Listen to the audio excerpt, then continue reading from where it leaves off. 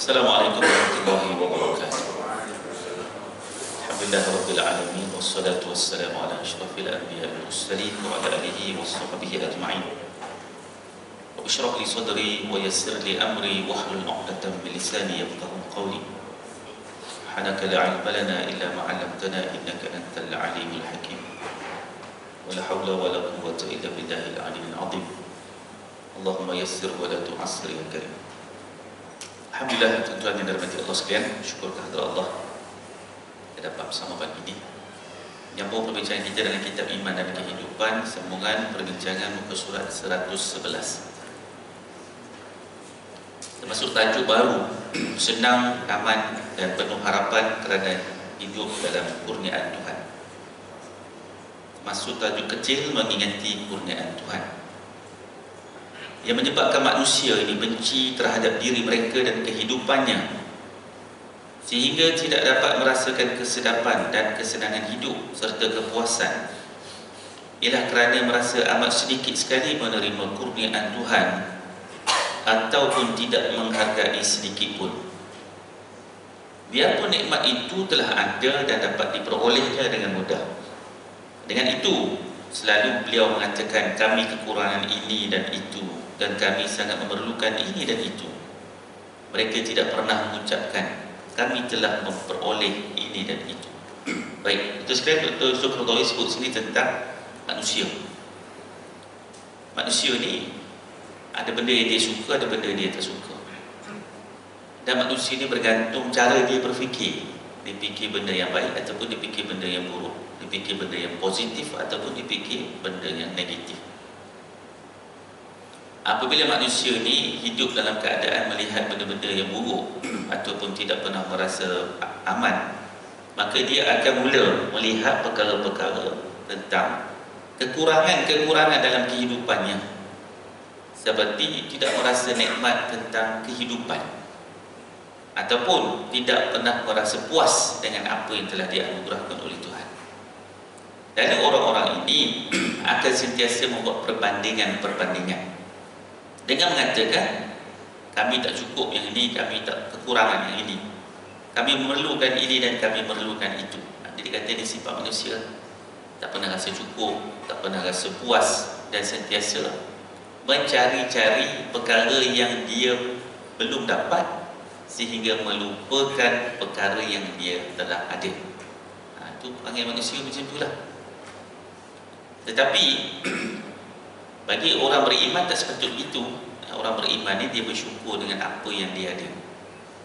Maklumlah, kadang-kadang kita ni manusia yang bersifat lupa. Ibnu Abbas mengatakan, perkataan insan itu datang daripada kalimat nasiyah, lupa. Lupa mengenang nikmat-nikmat Tuhan. Dan apabila kita lupa mengenang nikmat Tuhan, maka kita tak bersyukur. Kita pun mencari yang ini tak cukup, itu tak cukup dan sebagainya. Dan kita khawatir bahawa ketidakcukupan itu menyebabkan kita terus-menerus mengejar dan mencarinya, sehinggalah matinya kita tu dalam keadaan masih lagi tidak bersyukur dengan apa yang kita miliki. Sebab itu dalam Islam disuruh kita bayar zakat. Bayar zakat ni sebagai tanda syukur Tuhan bagi nikmat pada kita, rezeki, maka kita keluarlah sikit. Bagi kita yang tak layak membayar zakat, tak cukup haul, tak cukup nisab dan sebagainya, maka kita beri sedekah. Itu sebagai tanda syukur. Kalau nak kira tak cukup, semua tak cukup. Semua tak cukup. Hidup dalam dunia ni ada macam-macam persimpangan ya. Ada macam-macam persimpangan. Ada macam-macam tawaran dunia. Tawaran dunia, harta, kekayaan, pangkat dan sebagainya, tak pernah cukup. Orang yang sibuk kerja pangkat, dia kerja pangkat. Orang yang sibuk kerja harta, dia kerja harta. Akhirnya dia pun tak tahu dia nak bawa ke mana harta tu pergi. Banyak akhirnya susah nak jaga dan sebagainya. Akhirnya dia tidak mensyukuri apa yang Tuhan bagi kepada dia. Umur yang panjang, kesihatan yang baik, zuriat keturunan, tempat yang boleh berlindung, tidak ada masalah hutang. Dia semua ada satu nikmat. Kalau kita tak fikir benda-benda tu, maka kita rasa tak cukup je lah. Semua tak cukup. Keluar je kereta baru nak beli, kan? Itu nafsu kan? Kalau ada keperluan tak apa lah. Kalau mampu tak ada masalah. tapi terlibat pula dengan hutang-hutang yang baru yang membeningkan kepala dan sebagainya. Tetapi bagi orang beriman, merasa dengan perasaan yang mendalam bahawa Tuhan telah memberi kepadanya nikmat yang banyak, datang dari kiri dan kanan, dari hadapan dan dari belakang, dari atas dan dari bawah. Mereka merasakan dan menyedari kurniaan Allah kepadanya sejak dari masa kanak-kanak, bahkan sejak dari rahim ibunya lagi. Disedari bahawa mulai dilahirkan tidak mempunyai gigi untuk mengunyah, tangannya belum mempunyai kekuatan, dan kakinya belum boleh berjalan. Lalu Allah mengadakan dua paip di dada ibunya, dan keduanya mengalirkan susu yang bersih, cukup memberikan makanan yang perlu, mendatangkan panas ketika musim dingin dan kesejukan di musim panas. Kata Dr. Syukurtawi, bagi orang beriman sepatutnya orang beriman itu mengenang dan merasakan nikmat-nikmat Tuhan yang banyak. Kalau kita lihat firman Allah, wa in ta'uddu ni'matallah la tuhsuha innallaha laghafurur rahim. Kalaulah kamu menghitung segala nikmat yang dikurniakan oleh Allah kepada kamu, nescaya kamu tidak dapat mampu menghitungnya. Sesungguhnya Allah Ta'ala itu Maha Pengampun lagi Maha Penyayang. Jadi Tuhan pun dah sebut dalam Quran, ya. Ayat ini diulang 2 kali dalam surah An-Nahl dan juga dalam surah Ibrahim. Tuhan bagi tahu suruh kita fikir dan renung nikmat dia. Banyak, selalu banyak, ya. Nikmat boleh bangun tidur, nikmat boleh melihat, nikmat boleh mendengar, nikmat boleh berjalan, nikmat boleh mengenal orang. Itu semua nikmat-nikmat yang besar. Tak adalah kita jadi orang yang bangun-bangun tak boleh nampak, bangun-bangun tak boleh berjalan, bangun-bangun tak boleh memegang. Itu ada satu masa Tuhan tariklah nikmat tu, sikit-sikit nanti Tuhan tariklah. Tapi nikmat yang besar Tuhan bagi kepada kita tu hendaklah kita hargai. Antara nikmat yang banyak itu disebut oleh Dr. Syukurtawi, dihantar daripada sebagai sumber, berbagai cara. Sehinggalah manusia yang betul-betul beriman sedar bahawa yang ni semua adalah nikmat Allah. Fa bi ayyi ala'i rabbikuma tukazziban. Mana satu nikmat yang aku bagi kamu nak dustakan? Ya. Macam mana kita nak katakan bahawa kita ni tak pernah dapat perhatian Allah? Macam mana nak cakap begitu? Kita dapat perhatian Allah, Tuhan bagi kita macam-macam. Cuma kita yang tidak membalas perhatian Allah Subhanahu Wa Taala. 2 hari lepas saya mulalah berkuliah di penjara Kajang. Maknanya setiap bulan saya akan berkuliah di penjara Kajang selama setahun. Ada 100 orang banduan yang sama yang ikut kuliah saya, iaitu kuliah akidah, permintaan daripada pihak penjara. Jadi dalam kuliah kemarin saya tanya mereka, banduan-banduan ni ada yang muda, ada yang tua, ada yang pelbagai jenayah lah, macam-macam jenayah. Jadi pihak penjara kata minimum mereka akan ikut dengan saya 6 bulan. Ada lama pun setahun lah, tapi mungkin dalam 6 bulan tu akan ada yang berpindah ke penjara lain dan sebagainya. Dan saya tanya satu soalan pada mereka, pernah tak mereka merasakan bahawa nasib yang menimpa mereka seperti terlibat dengan dadah jenayah ni sebagai tanda bahawa Tuhan tidak mengasihi mereka? Jadi separuh yang jawab iya. Jadi mereka pun terfikir, kenapa Tuhan buat aku macam ni? Kenapa Tuhan tak tolong dia bebas daripada ketagihan dadah? Yang ada yang masuk semalam, seorang dalam umur 50-an, masuk kali ke-30. Yang masuk penjara kali ke-30, keluar masuk. Average masuk kali ke-10, kali ke-12 itu biasa. Dan mereka jawab itu. Ada tak pernah rasa macam tu? Ada kata. Nampak? Sebab tu Dr. Syukurtawi sebut di sini bahawa kalau kita tak kenangkan nikmat Tuhan, kita tak memikir nikmat Tuhan, maka kita akan menyalahkan Tuhan. Kenapa buat Tuhan buat aku macam ni? Kenapa aku lahir daripada keluarga yang mak bapak dia pun dah dadah kan? Akhirnya dia pun dadah lah. Dan kenapa dia ni jual dadah sikit kena tangkap, yang jual dadah besar tak kena tangkap? Dia pun rasa macam tu lah. Ada 10 paket ustaz kena tangkap, orang jual 10 kilo lepas. Jadi mana dia kasih sayang Tuhan? Tuhan juga yang salah, yang jual dadah dia. Contoh ini dari masalah-masalah pemikiran yang menyebabkan akhirnya mereka pun tak menyalahkan diri dia. Itu yang masuk sampai 30 kali itu. Pengarah penjara kata kat saya, dia kata salah satu sebab kenapa kita ada banduan berulang, banyaklah sebabnya. Salah satu sebab iaitu banduan ni duduk di penjara, dia ajar semayang, ada baca Quran, ajar sirah, ajar fiqh, tapi tak ada orang nak tekankan tentang bab akidah kepada mereka. Yang menyebabkan mereka bila keluar, mereka tak ada keyakinan, kebergantungan pada Tuhan. Dia duduk ulang nanti keluar masuk. Jadi sebab itu pihak penjara kata nak kena ajar akidah. Saya kata tak apalah, saya ambil lah tanggungjawab. Ya. Jadi tuan-tuan, kadang-kadang bila manusia ni dia duduk, dia akan cari salah di diri dia ataupun salah kat orang lain yang menyebabkan dia jadi macam tu. Agama tak suruh gitu. Agama suruh kita muhasabah, kenangkan terlalu banyak dah nikmat yang Tuhan bagi. Sekarang bila Tuhan tarik sikit-sikit tu, padanlah pun. Banyak dah Tuhan bagi nikmat kat kita kan. Nikmat berfikir, nikmat melihat. Jangan kita nak menyalahkan Tuhan. Sebaliknya, kita dituntut untuk merasa dan menyadari kurniaan Tuhan terlalu banyak. Banyak Tuhan bagi kita. Nak berjalan kat mana, pergilah. Nak makan apa, makanlah. Nak minum apa, minumlah. Nak main apa, mainlah. Bagi semua Tuhan bagi. Sampai satu peringkat nanti Tuhan tak lagi dah sikit-sikit. Bagi peluang orang lain pula. Ya? Main bola pun ada hadnya sampai umur tertentu, lepas tu dah berhenti. Kalau awak je duk main sampai umur 60, orang lain siapa nak main bola? Awak je. Jadi pemimpin pun cukup lah dah had.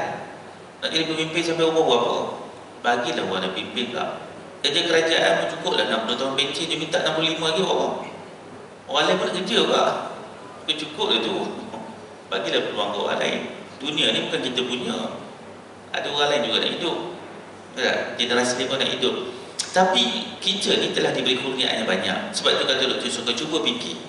Masa kita kanak-kanak, bahkan duduk dalam rahim mak lagi, kita telah dapat nikmat yang banyak.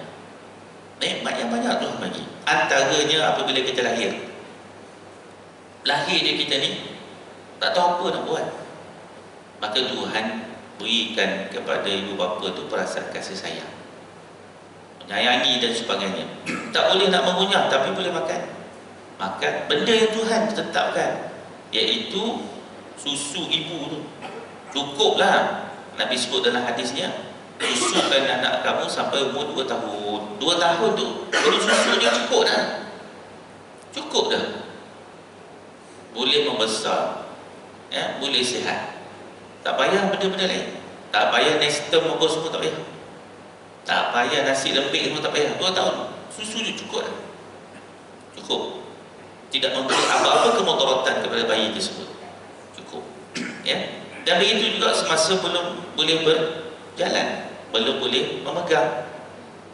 Kita dulu lemah dulu, jalan tak boleh, pegang tak boleh. Maka Allah Subhanahu Wa Taala tak menyusahkan kita, diberikan segala macam nikmat sehinggalah kita pun membesar, boleh bertaktir, boleh berjalan, kemudian tumbuh gigi, boleh makan dan sebagainya. Cuba fikir balik. Ya, bila gigi sudah tumbuh, perut sudah bersedia untuk menerima makanan-makanan yang sedikit pejal. Itu semua sistem Tuhan buat. Ya, selagi tak tumbuh gigi itu, tak sesuai lagi perut tu nak ambil yang pejal. Nanti awal sangat, cukuplah dengan susu tu. Cukuplah. Baik, selain itu, Tuhan telah menanamkan perasaan kasih sayang di hati ibu bapa dan segenap keluarga, sehinggalah mereka rela bersusah payah dan berjaga malam hari asal untuk kepentingan dan keselamatan bayi yang baru lahir. Orang beriman menyadari ketika dia berada dalam rahim ibunya sebagai janin, diadakan Allah tempat yang baik, disediakan Allah makanan, pemanasan badan untuk bernafas, dan tempat bertelekkan di sebelah kiri dan kanan. Disebut dalam Al-Quran, alam nakhluqukum min ma'in mahin faja'alnahu fi qirarin makin ila qadarin ma'lum wa qadarna fa ni'mal qadirun.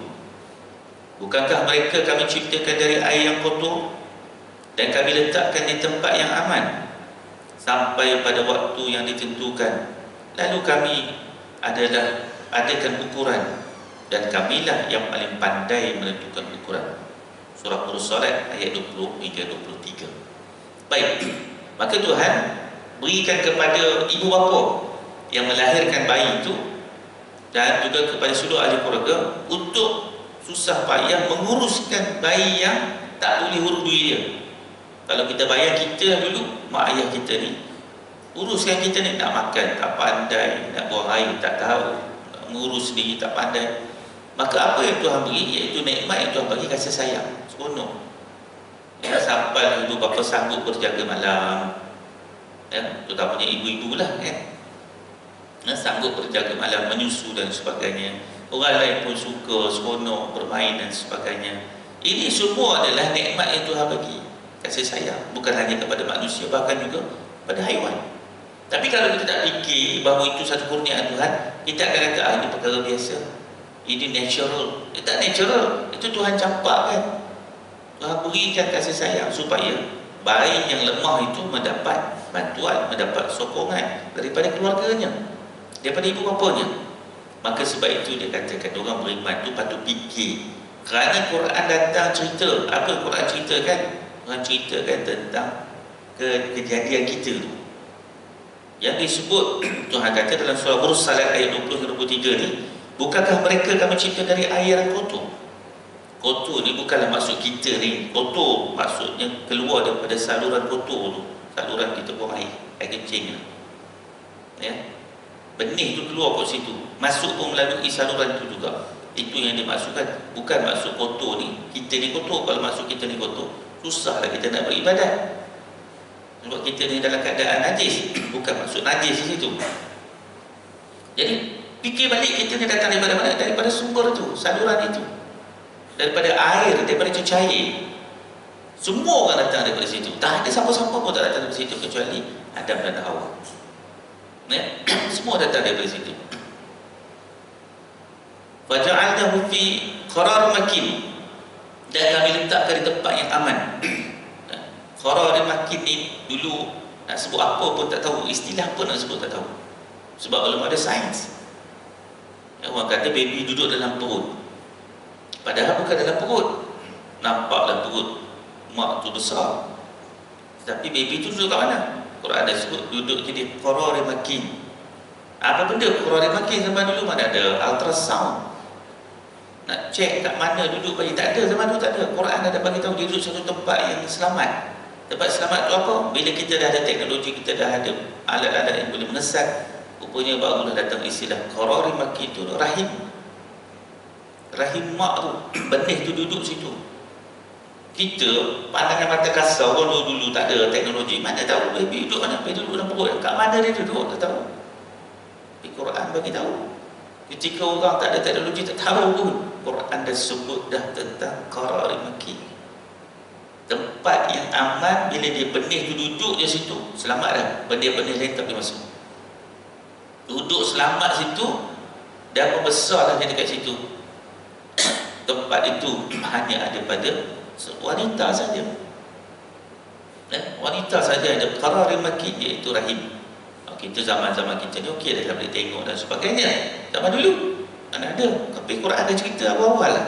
Akhirnya orang pun tengok, oh qarar makin apa benda tempat aman ni, maka disebut sebagai rahim wanita.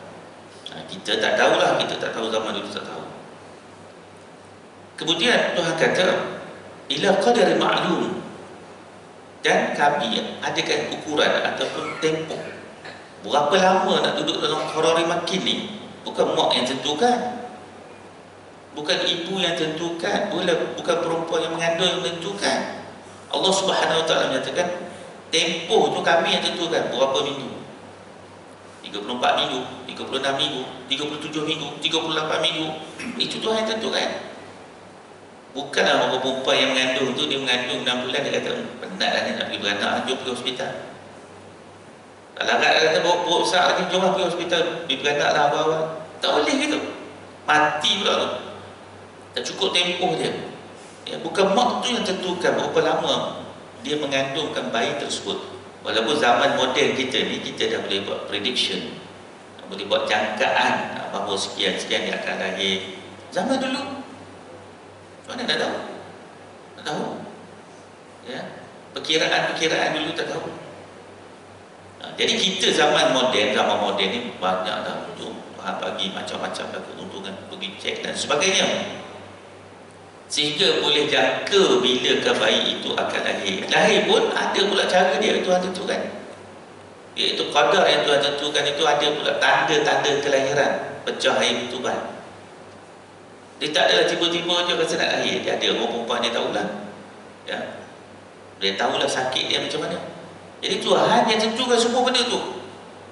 Tak adalah tidur-tidur bangun-bangun baby dah keluar. Bila awak beranak, entah dia tengah tidur dia beranak lah punya. Tak ada, Tuhan tak buat macam tu. Tuhan buat sistem-sistem tu, peraturan-peraturan tu, kaedah-kaedah tu.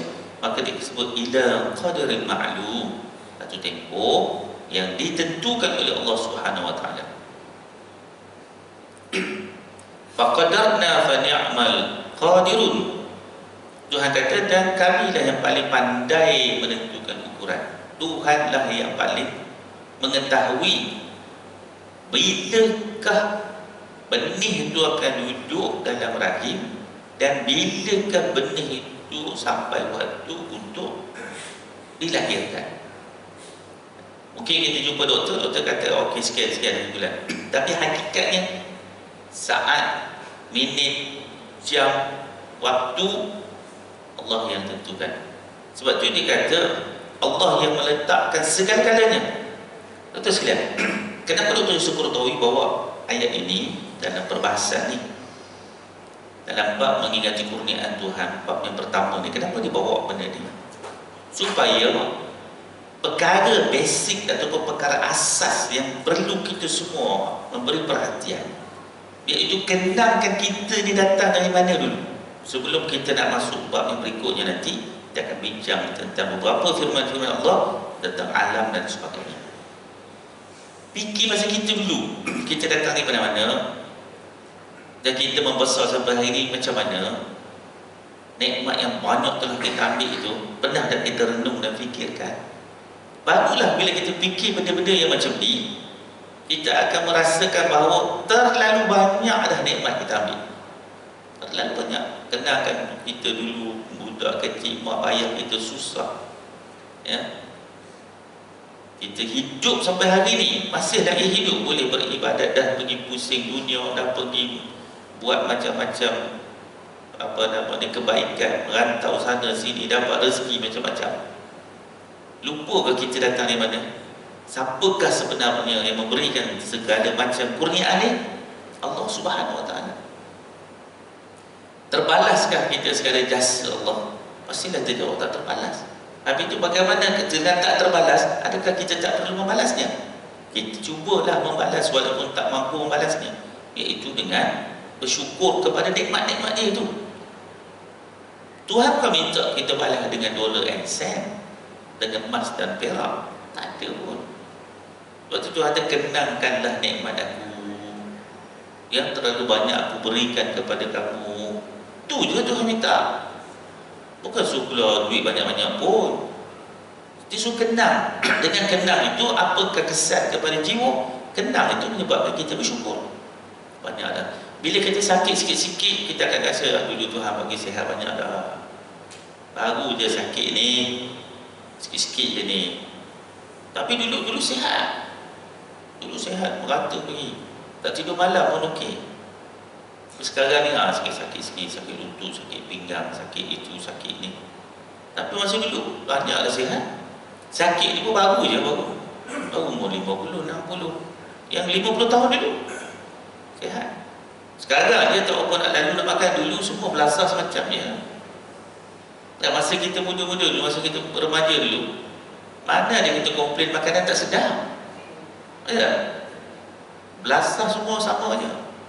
Ada tua ni sikit pandai lah komplain, tak sedap lah, tak cukup lemak lah, tak cukup manis lah, tak cukup garam lah.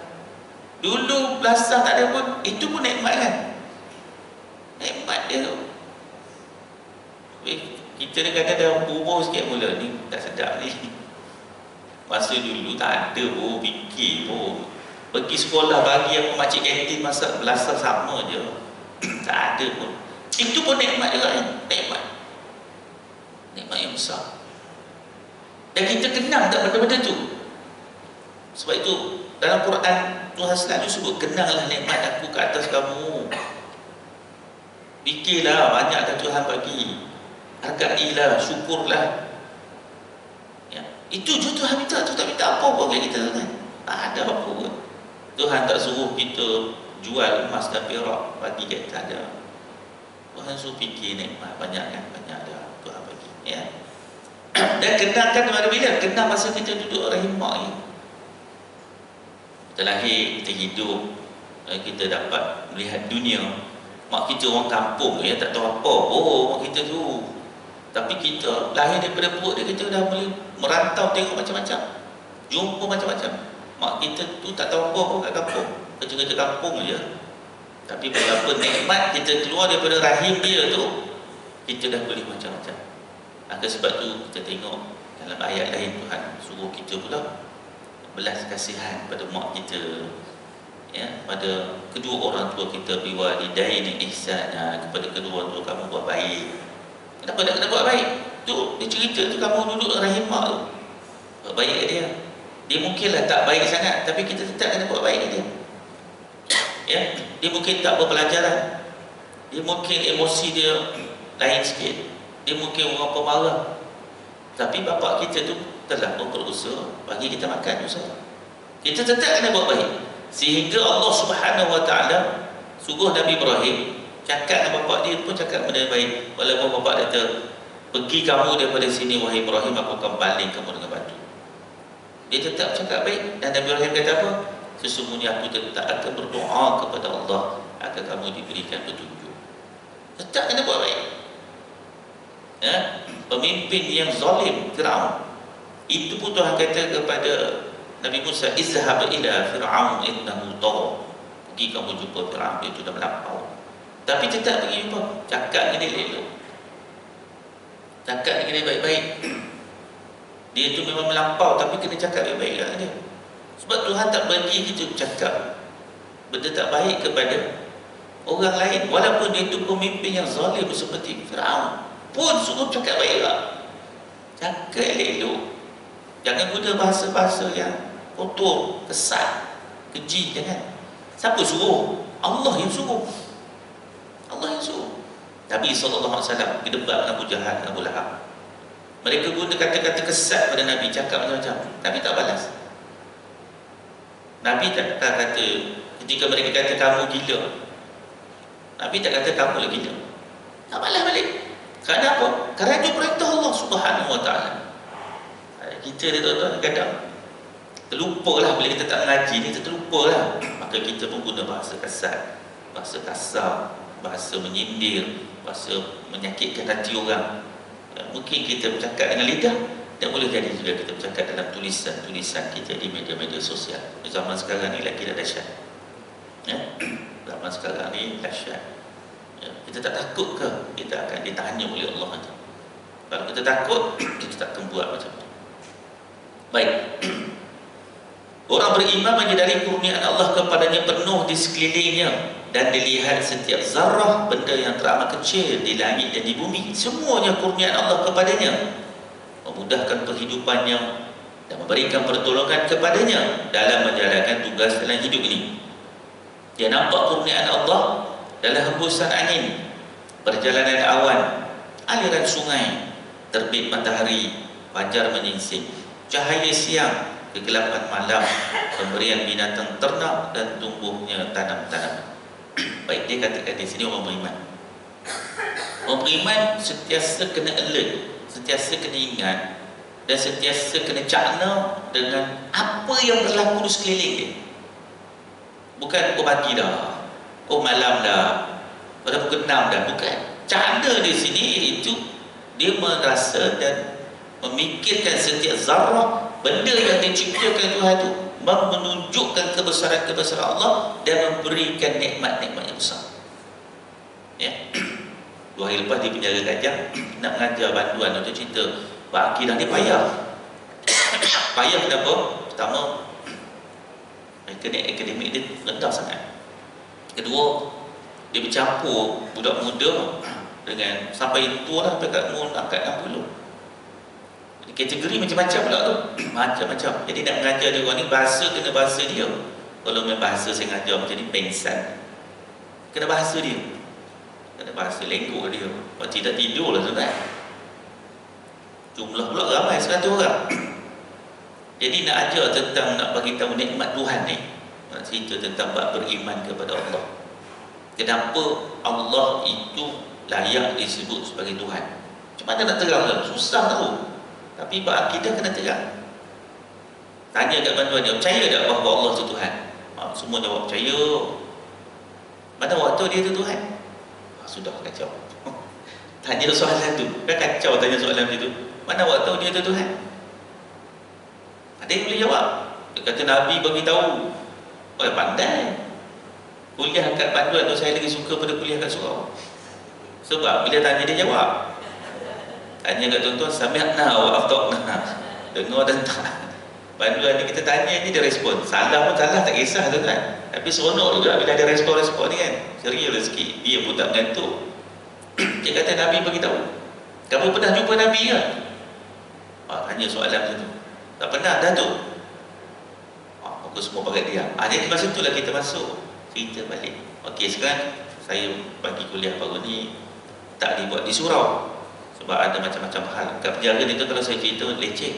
Tapi cerita benda leceh ni tuan-tuan tak seronok. Cerita benda seronok-seronok ya. Jadi saya ni mengajar dekat kaki lima ya sebenarnya. Koridor. Kalau sekolah tu tuan-tuan ada koridor kat luar tu kan.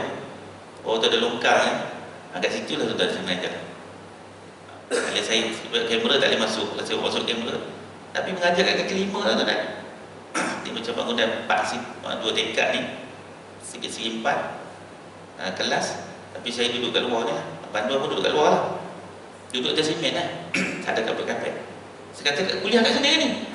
Kuliah kat sini Ustaz. Ya betul. Saya bawa slide apa semua ni. Tak ada slide-slide. Sebab surau tak boleh pakai, ada program. Bukan ada program, nak bawa ke surau, kawalan dia lain. Jadi pegawai tak cukup.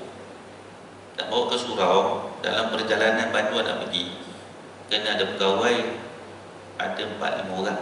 Tapi hari itu tak boleh sebab ada bantuan masuk hospital, pegawai kena pergi jaga. Kena jagalah. Najib pun masuk hospital juga, kena COVID-19. Dah berapa ramai, 10 orang ada pergi. Dia masuk hospital tu 10 orang ada pergi. Shift lagi tu 24 jam kena jaga di hospital. Kalau bantuan masuk hospital dia memang masalah. Kalau dia masuk hospital memang masalah. Sebab tenaga akan keluar. Datuk Seri Najib saja 10 orang dalam tangan akan keluar. Shift jaga dia. Dalam kosongan. Jadi bila saya nak ceramah, tak dibuat di surau, tak cukup pakai tangan. Kata Ustaz buat kat sini boleh? Boleh tak boleh? Boleh lah. Macam mana? Bantuan duduk tepi longkang. Apa dia kata kami pun kadang ceramah sini kan tak ada tempat. Jalan je lah ada. Apa slide pun tak ada. Jadi nak bercakap depan 100 orang. Tak boleh duduk macam ni. Bantuan ni kalau kuliah duduk macam ni, dia mengantuk lah. Saya kena berdiri. Dia kena berdiri, dia panggil, awak cuba tanya. Tanya ni.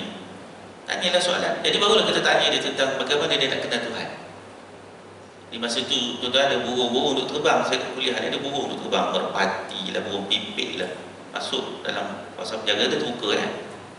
Saya kata, banyak tak burung masuk sini? Banyak Ustaz. Burung apa?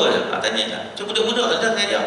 Burung pipit, dia kata. Betul? Ada burung merpati, ada burung gagak, ada burung elang. Jadi dia orang nampak ni burung 4 ni dia orang nampak. Saya kata perasan tak burung pipit dia terbang tinggi mana? Perasan dia rendah dia terbang. Burung gagak tinggi sikit. Burung merpati rendah sikit. Pada burung gagak dia kata. Burung elang tinggi. Jadi kuliah akidah kena ajar macam tu kat dia pun. Suruh dia fikir, siapa yang buat undang-undang terbang tinggi rendah ni? JPJ ke buat undang-undang tu? Bukan, dia kata dah tu. Siapa yang buat undang-undang burung pipit terbang tinggi ni, burung merpati tinggi ni, burung gagak tinggi ni, burung elang tinggi tu? Siapa yang buat undang-undang tu? Bantuan-bantuan itu bukan semua bodoh. Ada yang sekolah agama, ada sekolah tahfiz. Tapi tiba dengan dadah buat macam mana? Jadi barulah dia orang start fikir. Jadi barulah cerita tentang itulah sistem yang Tuhan buat. yang tunjuk kat kita kuasa dia. Kita tak pernah jumpa Tuhan, tapi Tuhan tunjuk kuasa dia. Abang orang terang. Masa saya duduk ceramah tu, sebab tempat tu tempat terbuka, jadi adalah juga bantuan-bantuan bukan Islam. Tapi mereka tak dalam program saya. Mereka adalah kat keliling tu ada macam-macam lagi. Ada kelas ni. Jadi saya duduk perasan India tu semua duduk intai. Saya bercakap pakai mic itu kuat juga. Semua duduk intai nak dengar, pasang telinga, nak dengar ceramah juga. Jadi cerita tentang Tuhan. Jadi saya bersebut sebab tu kita sembah Allah. Kita tak sembah patung, kita tak sembah kayu, kita tak sembah benda-benda lain. Sebab apa? Sebab dia tidak layak dijadikan sebagai Tuhan. Nanti kena cerita pelan-pelan. Saya pun cerita dekat 2 jam lah. Kuliah tu 2 jam. Habis kuliah tu, tak cerita lah kat dia orang. Tengoklah apa ada kat keliling kita seperti itu Syukur Rasul ni. Langit, bumi, semuanya ada. Itu menggambarkan bahawa hidup kita ni Tuhan tak biar gitu. Kita ambil oksigen percuma, tak payah bayar. Kalau kita pakai elektrik kena bayar, pakai air kena bayar, naik kereta kena isi minyak. Hidup jalan kaki tak payah bayar apa, yang hidup udara Tuhan. Tak pernah Tuhan cas pun. Pernah Tuhan cas kita? Kalau Tuhan cas jenuh, kita kena bawa tong kat belakang. Nak hidup tu kena ada tong gas nak bawa kat belakang. Tak ada. Tapi kita tak fikir itu nikmat Tuhan. Tak fikir itu sebagai satu nikmat Tuhan. Sebab itu dia kata orang beriman itu dia dapat melihat kurniaan-kurniaan Tuhan dalam hembusan angin. Kita keluar dia tu dapat angin sejuk pagi ni lagi brisk walk dan sebagainya. Alhamdulillah seronok jalan, tak panas sangat dan sebagainya. Nikmat Allah. Sambil duduk jalan boleh mengingati Tuhan. Dalam perjalanan awan yang kerak yang melindungi kita. Tak ada langit tu terlalu biru je. Sampai tak ada setumpuk awan pun tak ada. Kita tengok ada awan. Ada awan melindungi kita daripada panas. Ada awan menunjukkan akan berlakunya hujan. Aliran sungai yang mengalir. Tuhan cipta laut, sungai, kolam. Tak boleh kita nak minum direct air laut, tapi air sungai boleh minum. Ya, kita pun minum air sungai juga tadi, tapi yang tadi tapis. Kita ni minum air sungai dah, sungai Gombak, sungai Kelang, sungai Semenyih, ditapis. Kita meminum. Kita terlupa masa kita minum air tu datang daripada mana? Siapa yang buat air tu? Kita tapis je, kita bersihkan saja. Tapi sumber tu datang daripada mana sumber tu? Ada orang tak ada air. Tengok apa yang berlaku di Gaza sekarang, tutup bekalan air. Saya tengok satu gambar daripada drone ya, di Gaza, iaitu mereka menggunakan keldai untuk angkut air. Banyaklah keldai tu kan. Sebab apa? Sebab tak ada bekalan elektrik, tak ada bekalan minyak. Nak bawa macam ni? Balik zaman batu tu kan. Keldai-keldai yang bawa air di belakangnya, dan ada kereta-kereta keldai angkut air, angkut barang. Balik zaman dulu. Bila bekalan elektrik tak ada, bila minyak dah tak ada, kenderaan semua mati, tak boleh jalan. Ada lori pun tak ada minyak. Ada kereta tak ada minyak, nak angkut macam mana? Keldai. Bujuk ada binatang. Binatang tu siapa buat? Mereka buat. Tak ada. Tuhan yang cipta haiwan-haiwan itu. Akhirnya itulah. Dan kenderaan-kenderaan itulah yang membawa mayat-mayat. Tak ada dah ambulans semua, tak ada dah. Tak ada ambulans apa benda minyak apa semua tak ada dah. Keldai, balik asal. Kita tengok tu pun kita dah bersyukur dah, kita hidup tak macam tu. Tapi kalau tak ada rasa syukur dengan melihat benda itu dan tidak ada perasaan sedih, maknanya keraslah hati kita ni. Senang aja. Hati kita ni terlalu keras. Ya. Begitu juga terbit dan fajar menyingsing dan cahaya siang. Maksudnya apa? Kita tahu kita ada peluang lagi hari ini nak beribadah. Ada lagi peluang nak memberikan ketaatan. Ada lagi peluang nak minta ampun pada Tuhan. Dia tak tahu esok lusa tak ada. Tadi saya kuliah di Bani. Ada jemaah beritahu, Ustaz, Ustaz perasan tak ada satu jemaah selalu duduk kuliah Ustaz ni? Perasan tak? Tak ada, dia Ustaz meninggal dia. Masuk, ada masalah jantung, pergi hospital, doktor masuk stand. Masuk stand tu okey, doktor kata okey, selamat balik rumah, duduk sehari, esok meninggal. Kuliah saya tak pernah tak ada. Memang ada. Tak ada dah. Bulan lepas saya pergi ada, bulan ni datang tak ada dah. Umur baru 61. Kan? Jadi tuan-tuan, kadang-kadang kita dengar berita-berita macam ni, maka kita bersyukurlah kita ada peluang lagi dapat tengok lagi siang, dapat lagi tengok fajar, dapat lagi tengok matahari terbit, dapat lagi tengok matahari terbenam.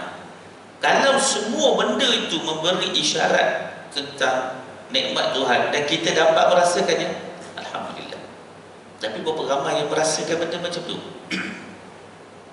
Begitu juga dengan kegelapan malam. Malam Tuhan bagi pada kita untuk kita rehat.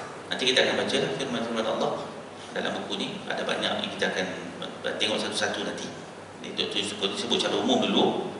Datang malam, malam suruh rehat. Ya? Tuhan suruh rehat ni pun dia bagi gelap alam. Sebab kalau terang tu tak payah hati dia. Kecuali dah di kawasan-kawasan tertentu saja. Ya, kutub utara dan sebagainya. Tapi kita ni secara umumnya malam. Orang tahu dah malam. Dia buat apa? Dah tu rehat lah. Tidurlah. Ya. Begitu juga pemberian binatang ternak dan tubuhnya tanam-tanaman. Tuhan bagi kita binatang-binatang yang boleh diternak. Ya. Kita baru ni ada masalah cukup perkataan ayam, kecoh. Ya, sekarang ada balik dah. Itu pun semua kurniaan Tuhan. Ya, kurniaan Allah Subhanahu Wa Taala. Begitu juga tumbuh-tumbuhan dan tanam-tanaman yang kita ambil daripada sayurnya, daripada bijinya, daripada buahnya, daripada akarnya, semuanya adalah Allah bagi untuk kita ambil nikmat-nikmat dia. Sebab itu Tuhan cipta dunia ni, dia dah lengkapkan dunia ni dengan keperluan kita. Cukup kan? Tak adalah Tuhan buat dunia ni kita susah payah.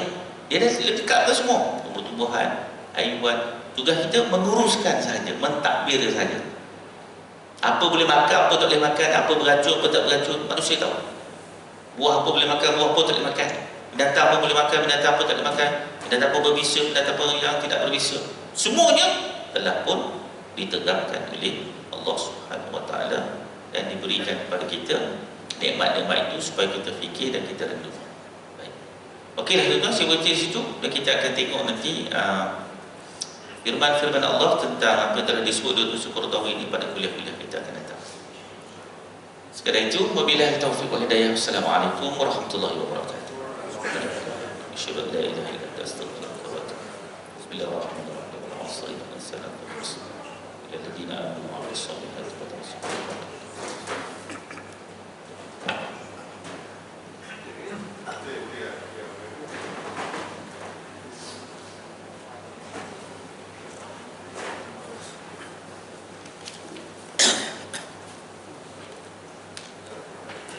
Good.